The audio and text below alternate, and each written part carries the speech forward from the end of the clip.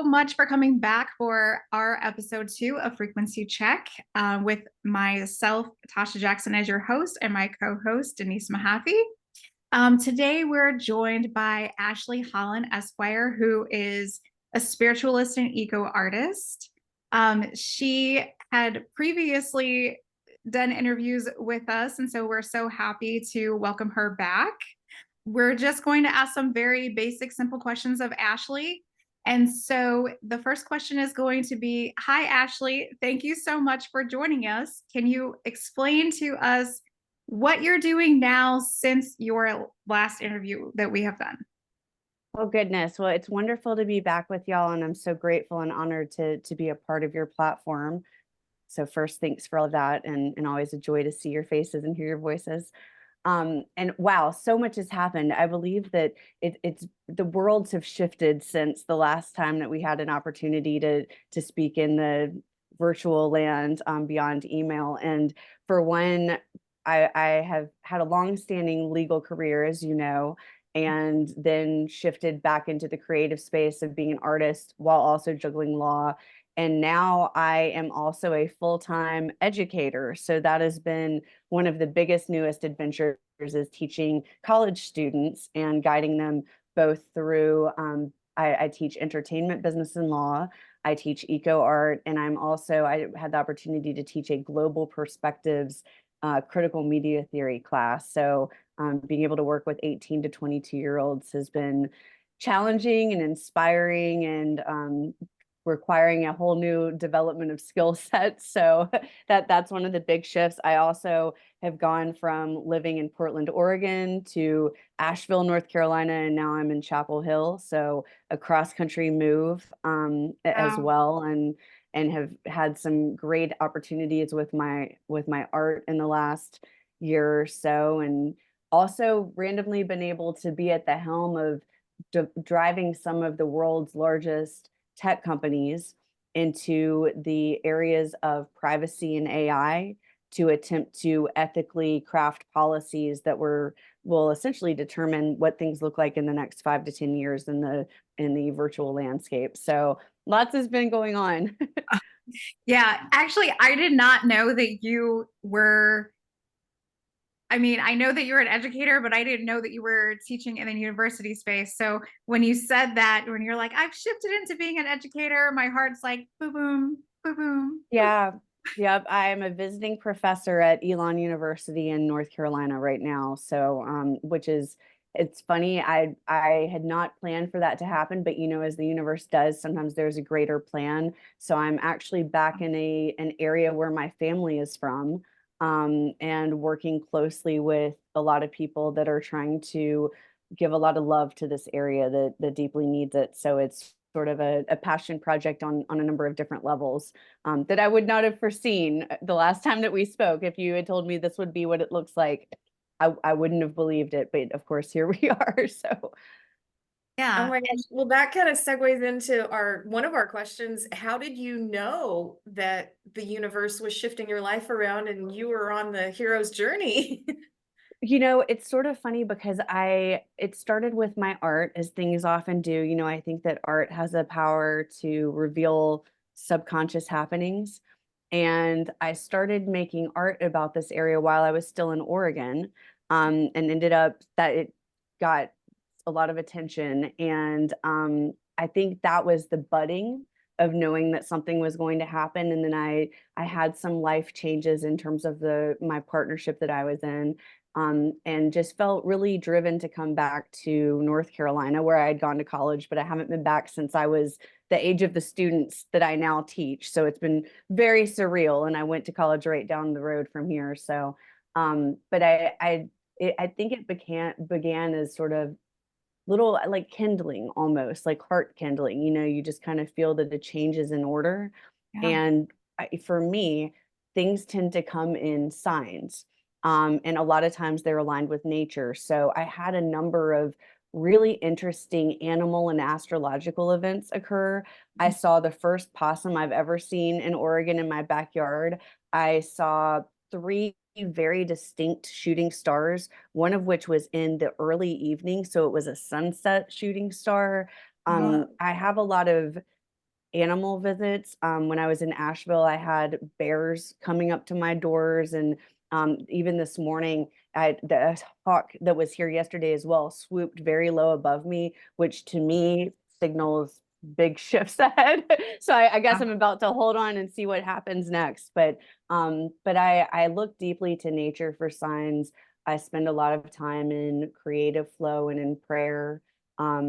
Kind of recovering from a more traditional religious background and having to find my own way in my own community with people that are also open to more than traditional organized religion has to offer. Um, and I am really lucky to be surrounded by a number of people who are intuitive like I am, but even with greater talents, who sometimes can see things I can't to verify. So I've worked with a good friend named Don Simmons, who has foreseen all sorts of dramatic shifts in my life. And it's not surprising when I was considering moving to Portland. I was standing in a high rise in downtown Portland, and it was a gray day, like it usually is in Portland, and a little bit rainy. And I said, "Okay, universe." And my one of my symbols had been rainbows, and I was like, "Okay, universe, if I'm supposed to be here, please show a sign." 7 rainbows appeared across the window all of a sudden, which is one of the more dramatic, spiritual signs that I've had the opportunity to receive. So it's a mixture of hard work in the, normative space, and then waiting for guidance from beyond what I can tell on my own. So Yeah. And, in 2020 was a major shifting point for all of us, right? yeah, I mean, not just the three of us sitting here, but just the planet as we know. We're in ascension process. And so for me, shifting from the classroom into becoming an entrepreneur and doing business, and then being in the industry that I was in previously, and just kind of figuring it out and just trusting the process, knowing that there's something else for me. Because in one of the other videos that we done, I had spoken about the signs that I was having, that I was getting ready to undergo a huge major shift. And I started having all these dreams about yeah, me not being able to walk into my classroom. So I would have the dream that I would get to school, I would go to put my key in the door, and then the key would get stuck and I couldn't open the door. Or I would open the door and it would be a black abyss, or it would be a brick wall. Or one time, the dream, I went to put my key in the door and the door just flew away, like in this wow, tunnel. And then I started to feel a wall go up, an energetic wall.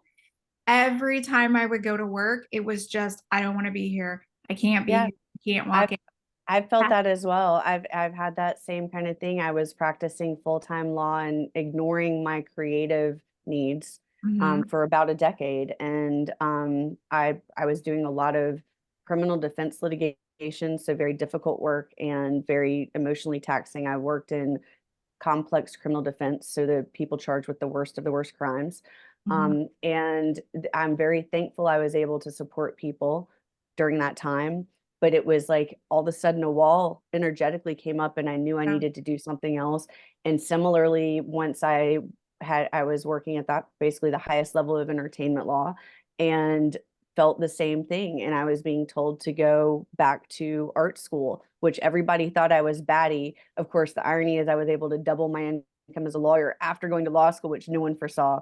But Yeah. um, but just being able to listen to those signs. And I will also say, even though I'm telling about beautiful stories of rainbows and hawks, a lot of times when you realize you need to shift gears, it comes with adversity Yeah. also. And Yes. it's, if you're not listening, that adversity can be amplified. And Yeah. so I had to untangle a lot of personal challenges in the last couple of years as well, and really look at my role in them, and how I was enabling problematic and painful circumstances. And I think that it's useful to be able to value the pain as well as all of the joy that you can derive from this journey. It's a balance. And so there's sort of a beauty sometimes in the struggle as well, and as well as a lot of information that can lead you to the next step. Well, and it's going back to that analogy of, diamonds are created under pressure. And Yeah. I would say that I have, and Denise as well, and it sounds very similar. So the three of us, and again, I had not met you prior to today, but it sounds as if we're undergoing a really similar process, which one lends to the further evidence that this is real, this is happening. Other people are going to be either they are undergoing the same process or will be undergoing the same process. And so it's that, you know, I have overcome an extreme number of challenges, but the growth that I've had through those challenges and the struggle and the frustration of overcoming those challenges. But now I look back and say, oh, look at all the things I've overcome. Look at all the new skills. Look at all the new tools in my toolbox. Look at how much more immensely creative I am. Finding that balance between my inner feminine and inner masculine, whereas I'm sure you can relate to this. It was mostly masculine driven energy where there was very little creativity. And then again, like you were saying, you felt like your creativity was squashed.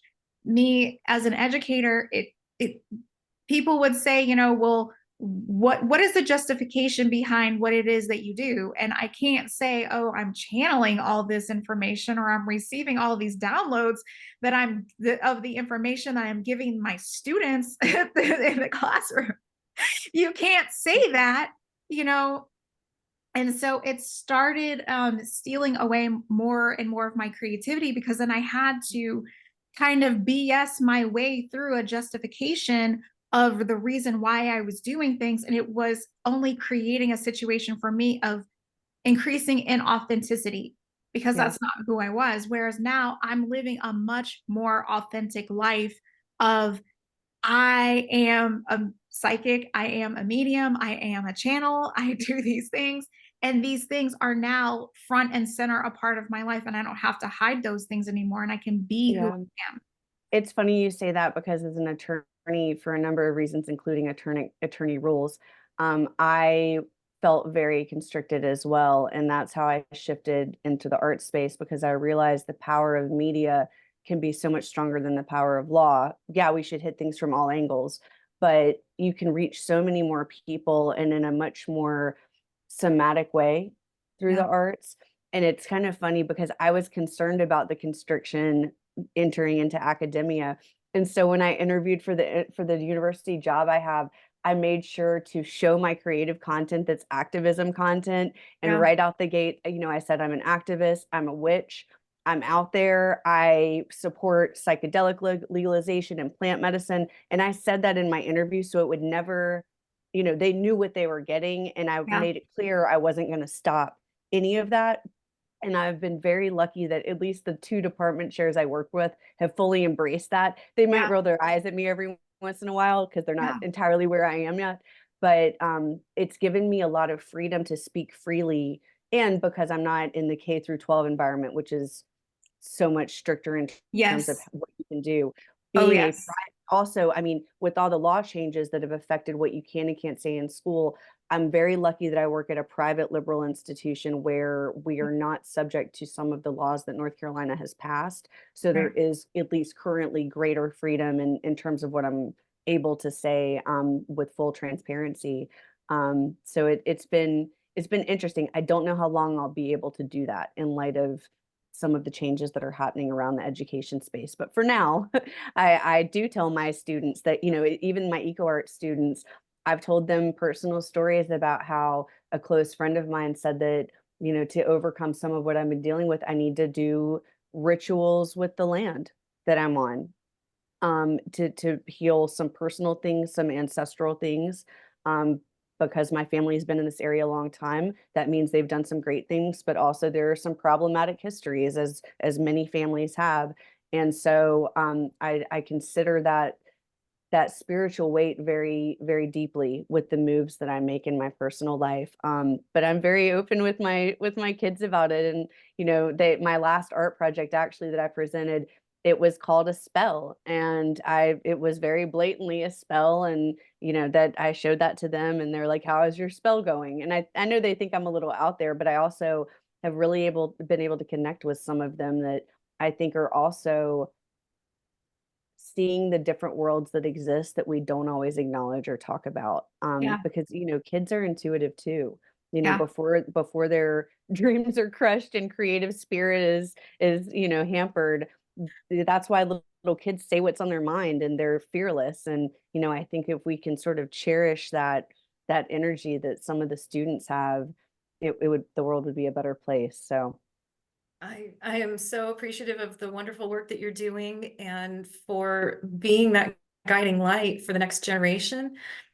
You are an incredible individual, and I'm so grateful that you are on this planet and on oh, this journey with us. well, back to y'all as well. I think that we all are out there. You just have to be around to find the people doing the good work. Totally. You know what?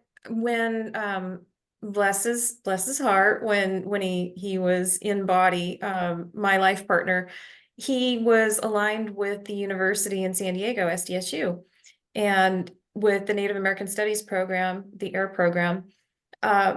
What they ended up doing was taking the graduate students and deinstitutionalizing them after they had been institutionalized through their college career.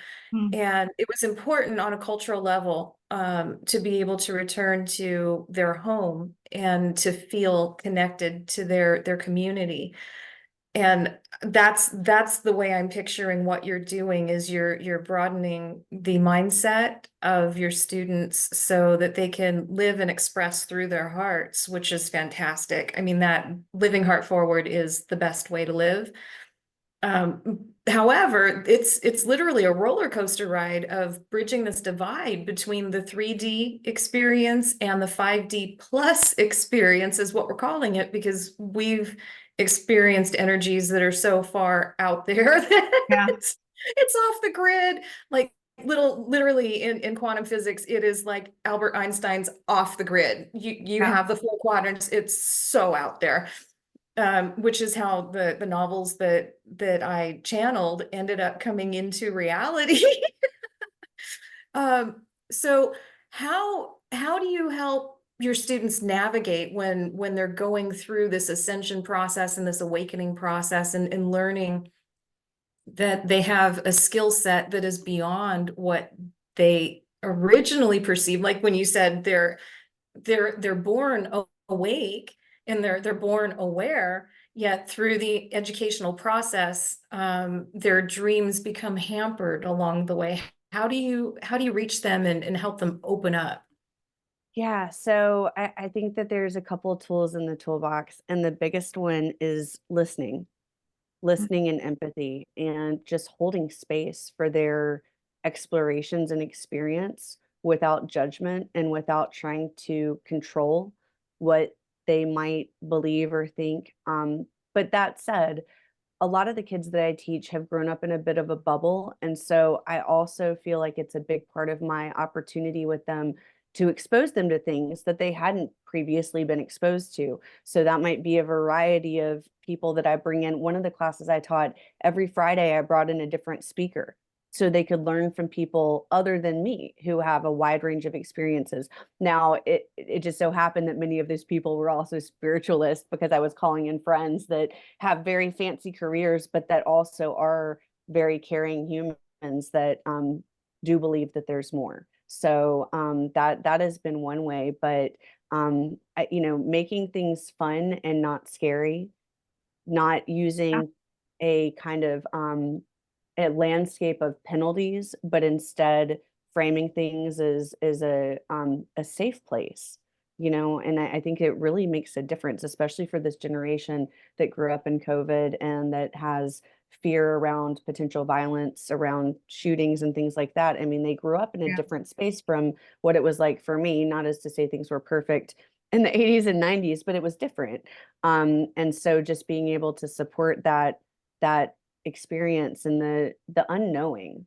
Also, I think embracing the they're taught that they have to know all the answers, and as they're graduating, I have a bunch of seniors right now, and just sitting with them and having a coffee and saying it's okay that you don't have all the answers, and how boring things would be if you did. And maybe this time is meant for you to be able to just calmly reflect. I mean, for me, my big epiphanies don't happen when I'm overloaded multitasking. They happen when I'm in the shower, Yep. or when I'm running, or when I'm Shower. driving. Of course, not good times to take the notes that are starting. That's when I get all the downloads and I'm like, I have to remember this. But it's when you're in that more relaxed and receptive state, which you can't tap into so much when you're anxious and Yeah. living in the strictures of our cultural and institutional confines. So I think, even if we physically can't be in a different astrological space, mentally we can, and through our art we can, and through our exposures to other. And I think the other thing is kind of going back almost to the hardship things we were talking about. What I really value about some of the really difficult experiences I've been through is it's helped me develop a deep sense of empathy for others, because I understand, and Yeah. I wouldn't otherwise. I wouldn't be able to help support people, whether it's as a lawyer or an educator, an artist or an activist. I wouldn't be able to share those struggles in the same way if I hadn't shared the struggles. And also, it's allowed me, because of the different areas I work in, see how everything and everyone truly are connected. There aren't any issues socially we're dealing with that aren't deeply connected to other social issues. Yeah. And Agreed. likewise, all of the people around the world, and really, I believe even further than that, all of the beings. I don't just end with humans. So for me, it's all the things that are living, breathing. We are all deeply connected. And I think when you realize that, and if it changes how you walk through the world. I mean, it really does, because if you think of everyone as part of you and you as part of them, it's not us versus them, it's us together. How will we navigate whatever challenges we're facing? So I think just that perspective shift has been a huge a huge driving force in my approach. So I'll say this to you. You won't fully grasp the profound influence that you have had on your students until years from now, when they start coming back around. I believe that. I believe, and I mean, I'm the student that has done that with my Yeah. really meaningful guides, Yeah. whether they're in an academic space or otherwise. I mean, there are people who I had the opportunity to learn from that deeply shaped why I became an attorney. I worked for an Yeah. attorney in college who did wonderful things, and that is why I wanted to be an attorney. And the attorneys I learned from in law school, I learned to pattern things I did after them. I didn't take classes that taught me how to do what I do. I watched people and learned from people, and then just started doing it. So, and being able to share forward that sort of mentorship, I think, is a big part of it too. The notion that we do everything alone is such a fallacy, because none of us would be alive without the intervention of all the spirits and lots of human hands as well. So I think, and gratitude. I think daily gratitude and ritual practices, Oh, yeah. keep that in mind. I was a colleague of mine works in grief art rituals, and that's her space, and she has beautiful work. But one of the thing, a story that she told recently was about a friend who had lost their child unexpectedly, and the friend said that it was really having had this deep ritual practice and like yoga movement practices that kept her going, because she was able to fall back on these routines that could take her out of the worldly space and helped her find a grounding even against the most difficult circumstances. And I really believe there's truth to that. And when I start feeling like I'm a little bit lost, I have to take a look and say, well, what's missing in my life? What am I not making time for? And it's often that spiritual practice that I've sort of lost connection with and need to get back to. And it's funny, because sometimes it's in the, not that it should be this way, but a lot of times in the harder times is when we do remember Yeah. our spiritual practices. You know, we need to do a better job of remembering them in the times of joy and excitement as well. But it's sometimes it takes the hard stuff to get you back on the spiritual track. And, you know, I'm grateful for those reminders when I need them, even if they're really tough in the moment. Hey, we're taking a short break to say thank you so much for watching Frequency Check. Do not forget to like, share, and subscribe, and follow us on all of our other social media platforms. And most importantly, don't forget to buy us a coffee and check out our coffee shop. Yeah, You know and what? You said it. I mean, there's grief and then there's good grief. Wrote a book about it. But when you can turn around and laugh about the situations, and laughter is the best medicine, when you can heal yourself through laughter, that just means that, like you said, Ashley, you've received enough contrast on a specific experience where you can see everything with complete objectivity. And when you're able to do that, there really isn't that sense or that feeling of I'm done with this existence and the only option is to take my life. We've known people to do that, especially through the intensity of the spiritual awakening process. So thank you so much for offering, you know, your tips from awakening to Zen, and how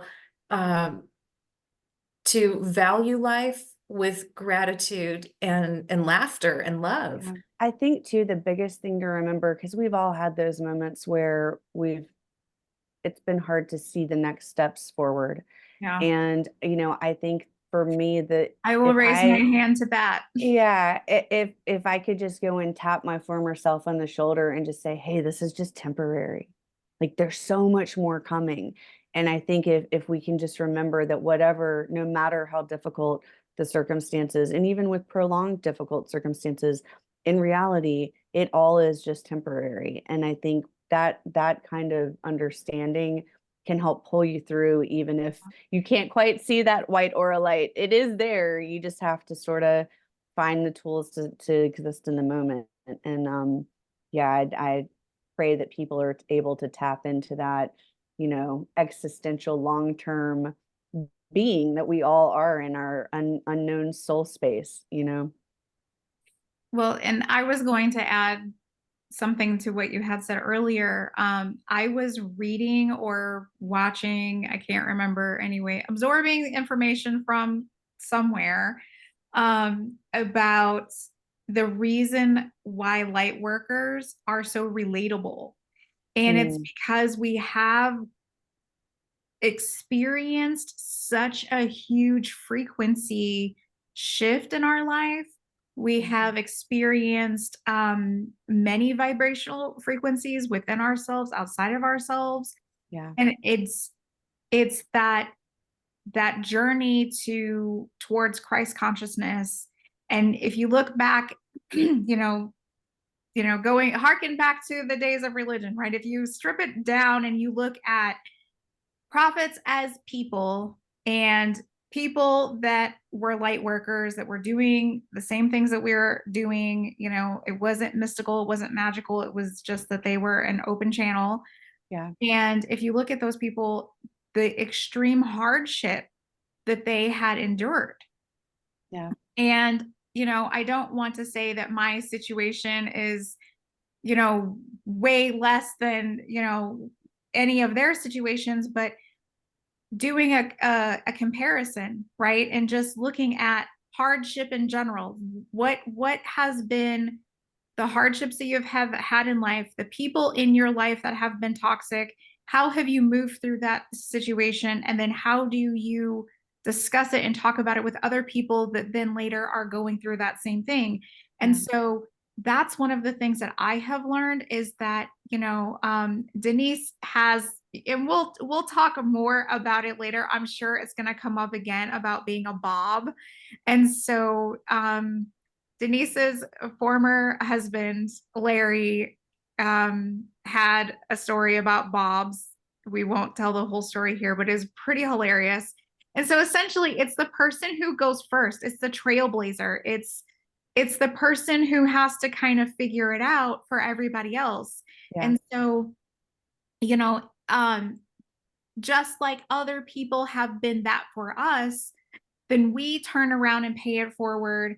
And we are that for other people, where the circumstance that you just came out of and that you have triumphed over, here it is someone else that's in the same situation. And then, going back to astrology, if you look at all of these different cycles, of course, there are going to be people that either are ahead of you or are behind you, because that is the quantum mechanical nature of this 3D realm that we live in.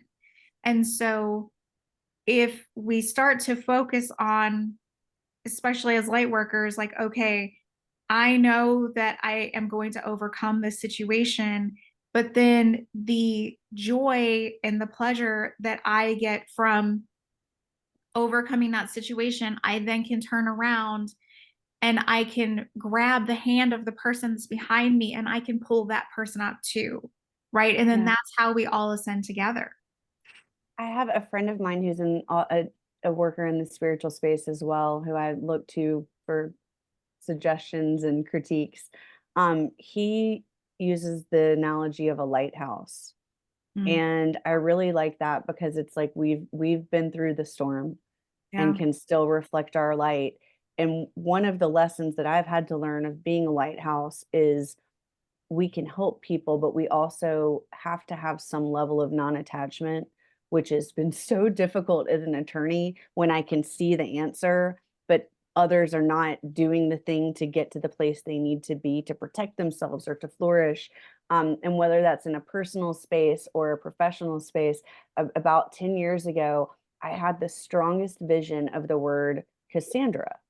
And at the time, and this was right when I was really acknowledging some of my intuitive powers and sort of my alternative ways of being that had been, kind of bottled up and in this package of someone that fit into the society I was in. And when I started letting it out, that word came to me, and I realized it was a reference to, I think it was Greek goddess. I don't want to misspeak, but a historical goddess who was intuitive, but her intuition powers came with the downside of people never believed her.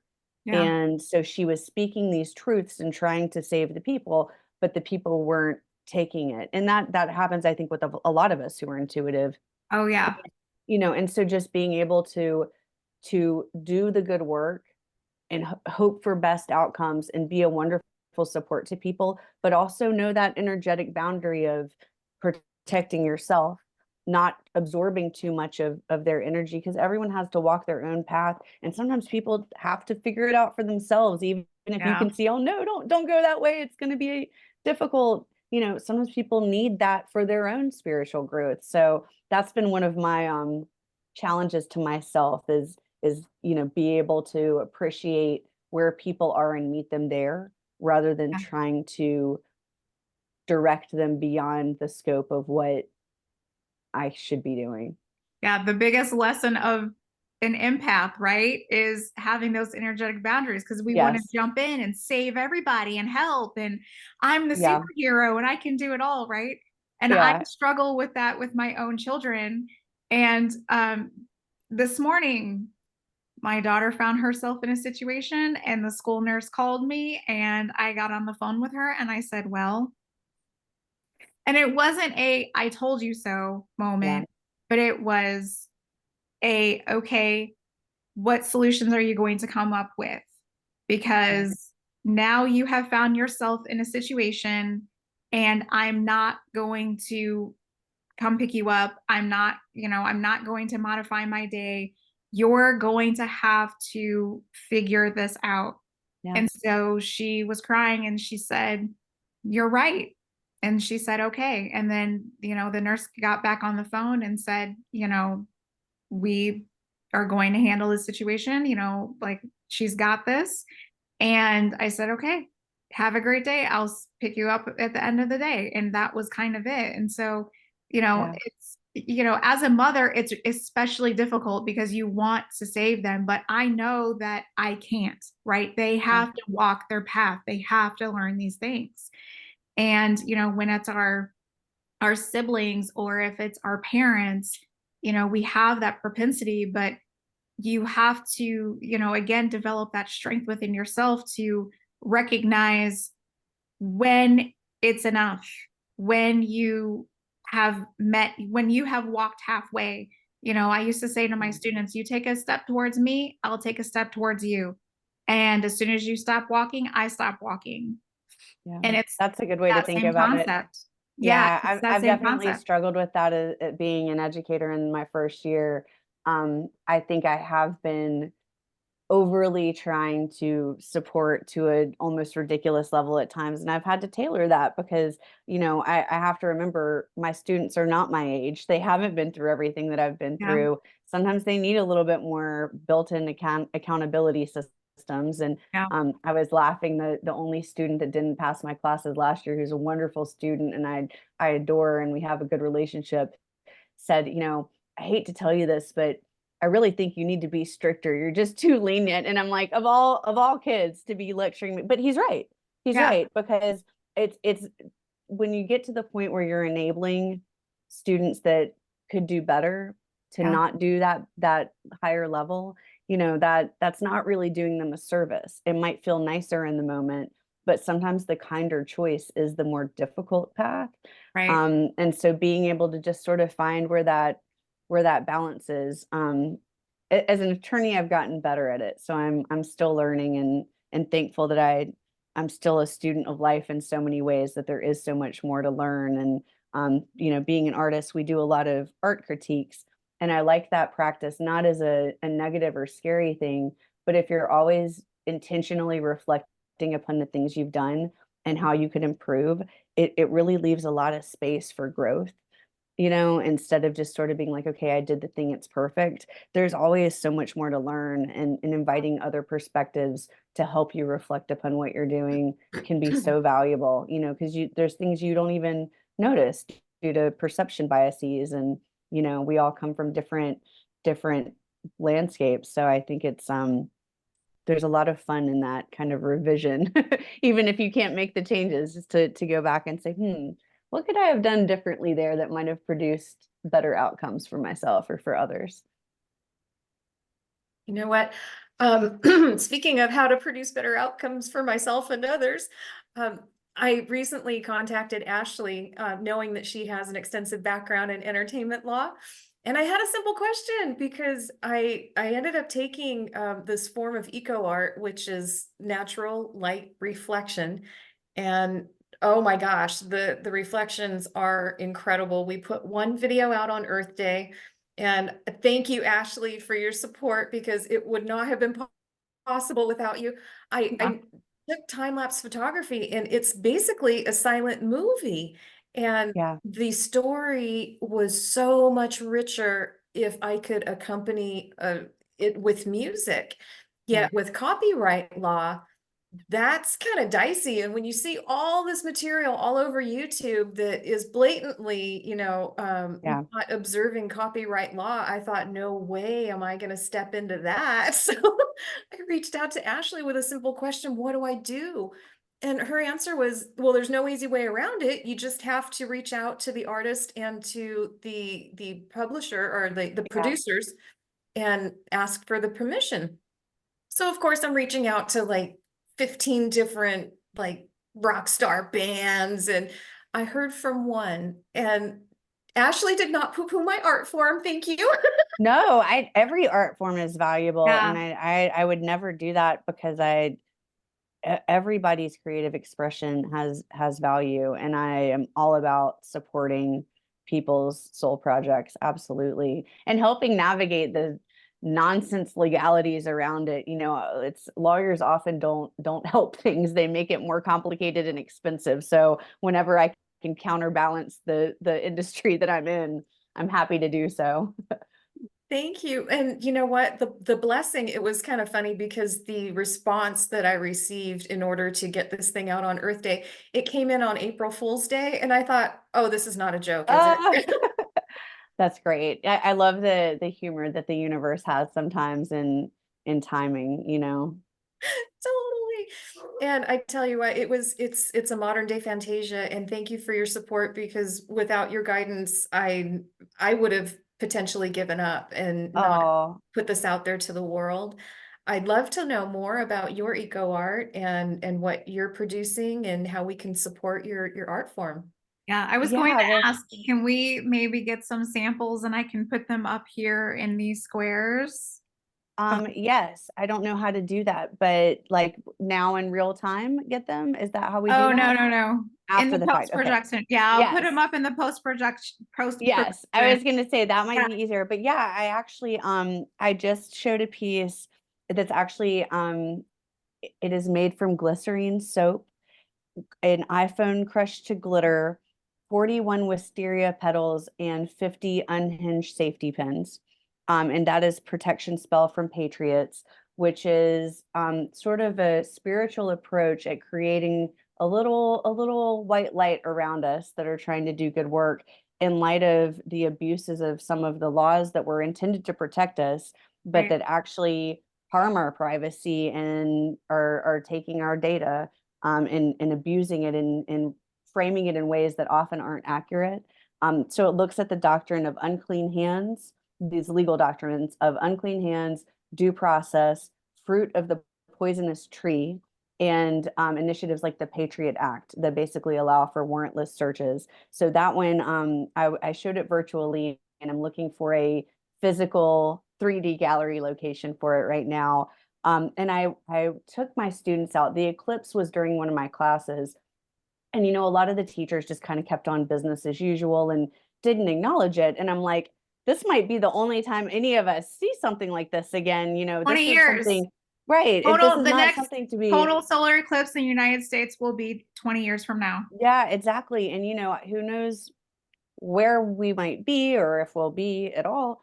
And so I wasn't about, even though we had an entertainment business class that I was teaching, I tied in the eclipse. So we talked about all of the entertainment festivals happening around it and the little mini economies.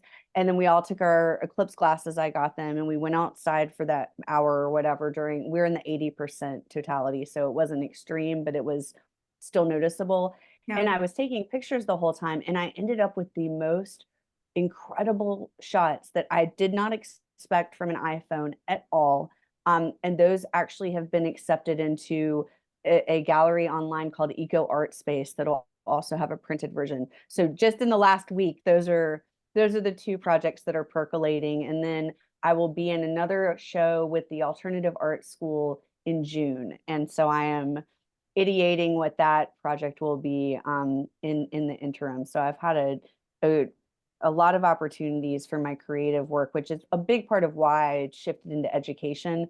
The role that I'm in, that's actually a requirement of my role, is to maintain my creative practice.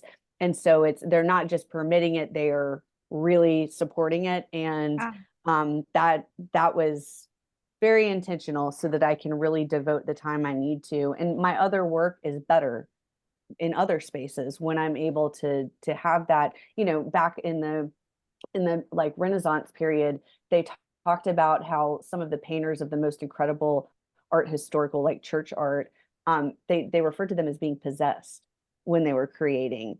And I don't Oh, think of it as like a scary way, but when you have that ecstatic creative yep. flow happening, it does kind of feel like we talked about this earlier of, you're sort of the channel Yeah. and it's coming from somewhere else, but Yep. that's also deeply connected into you. And sometimes you're just like, oh, these things are all coming. I've got to just get them out.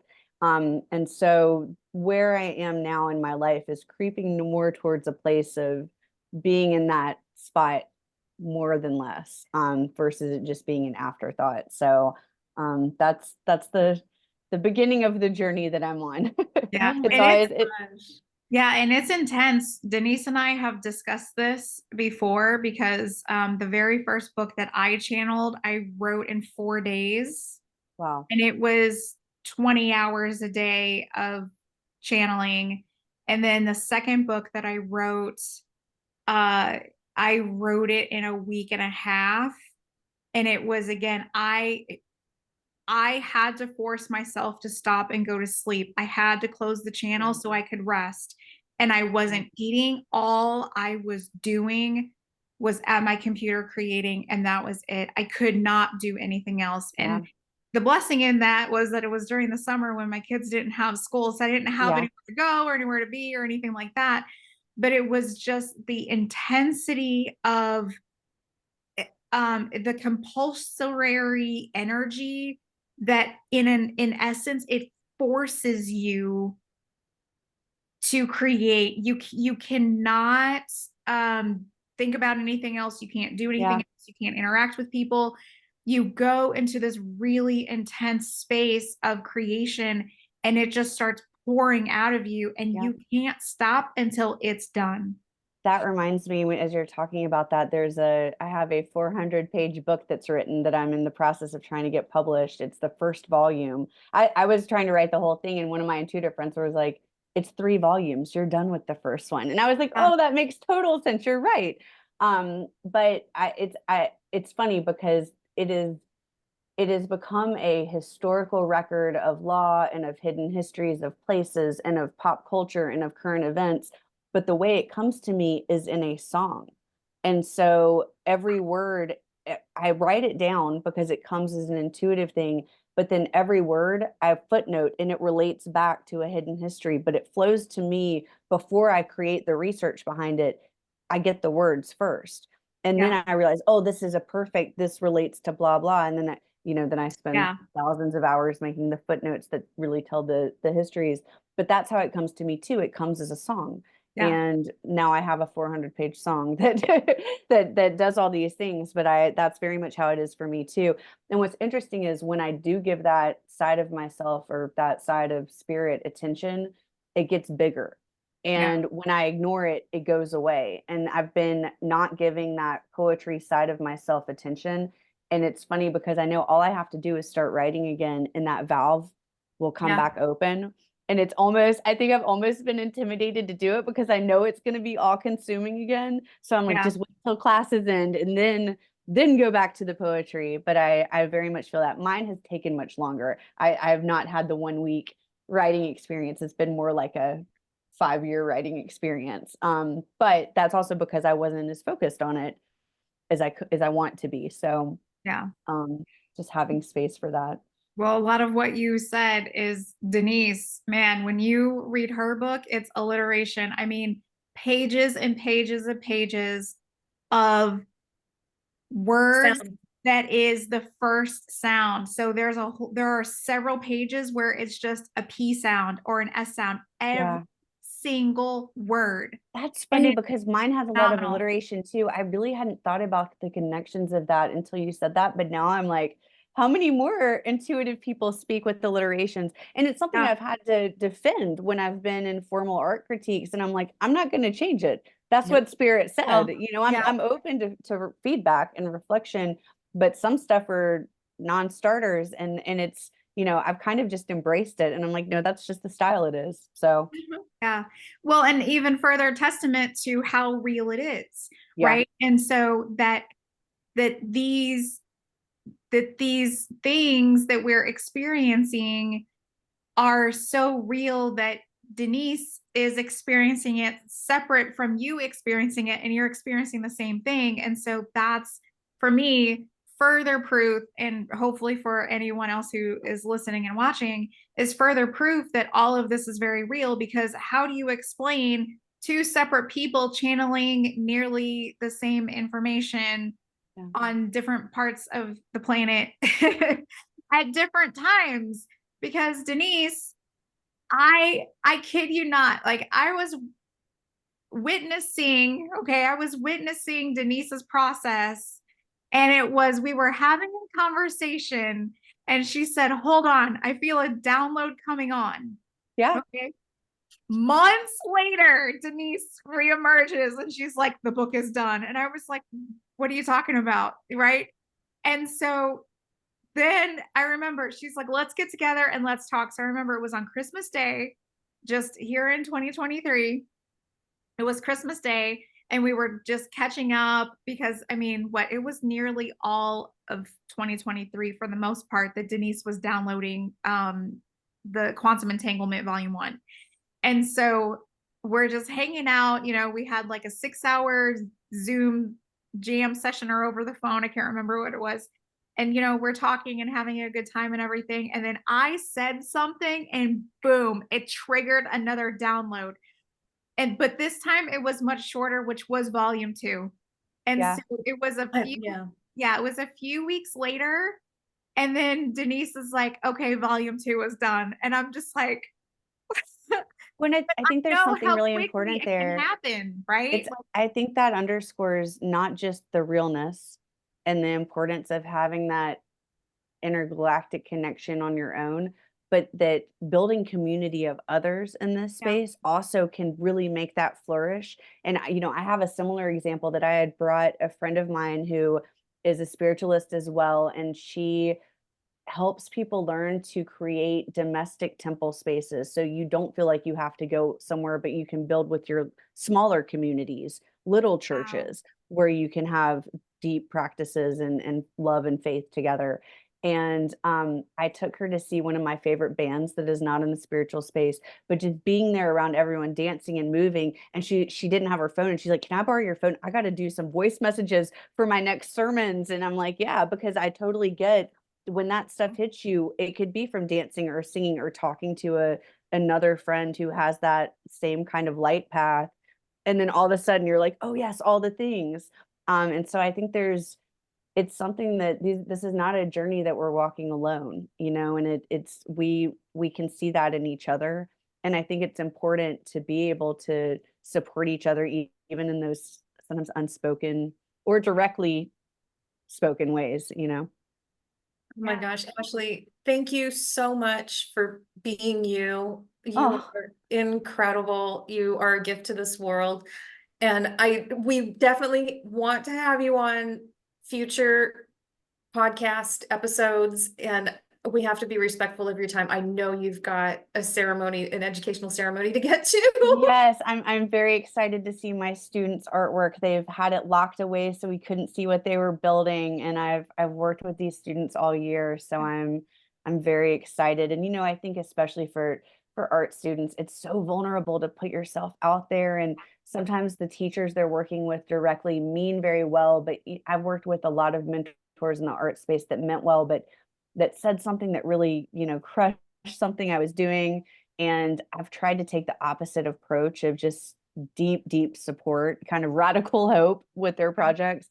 So some of them are just really flourishing, and I'm so excited to see, what they've put together as our new visual immersive environment. So I don't even mind the hour commute to go see them. So If you're able to share that along with your art form, please send us some images, and we'll be happy to share it with our oh, thank community you. as Yeah, that would be well. great. Sure. That would be wonderful. Thank So let's you. promote some students for Heck sure. yeah, that's what Oh, life's all thank you. about. Yeah, I appreciate that. And it's been so wonderful to speak with y'all. It's an honor to be included on your podcast. And I just am excited about the work that you're doing and can't wait to listen to the episodes that you're putting out. And also please put links to your different books as well. So I would love to follow up, and I'm sure a lot of your other audience members would as well.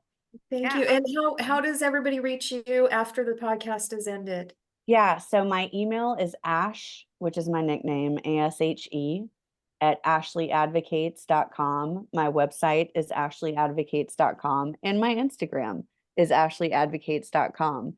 I have now represented enough tech companies that I am a little bit dodgy about the social media space because I've just seen too much, even though I am still on Instagram. So I am no longer, I lost thousands and thousands of followers on LinkedIn and on Facebook and on Twitter. And I'm okay with that because managing one is enough for me at this point. So that is, Instagram is the best way to find me on socials, but I do post my art and lots of other people's art and lots of music and sound and spiritual events. So I would love for anyone to connect with me in any of those formats. Thank you so much, Ashley. We really, really appreciate you being our guest today. Thank you. Thank you.